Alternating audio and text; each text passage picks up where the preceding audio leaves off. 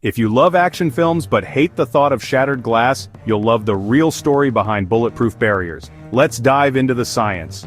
Most glass shatters with a tap. So how does bulletproof glass stop deadly projectiles? It starts with clever layering. Sheets of ordinary glass are sandwiched with tough, flexible plastic called polyvinyl butyryl, or PVB. Each layer is bonded together using heat and pressure, making a transparent glass sandwich that's surprisingly effective. Here's the secret. When a bullet hits, the outer glass cracks and absorbs energy, but the plastic layer inside flexes, dispersing the force and holding the shards together.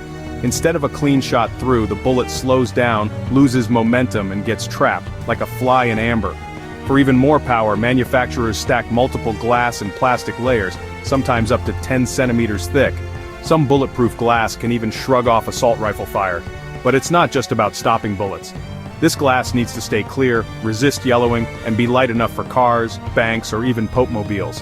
That's why engineers tweaked the recipe, combining glass with modern plastics like polycarbonate, which is even tougher than PVB.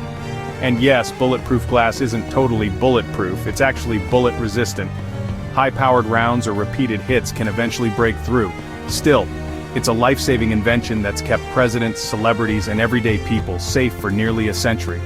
So next time you see a bank teller behind a glossy screen, or a pop star waving from their limo, remember, it's science, not magic, keeping them safe. And that's how bulletproof glass is made.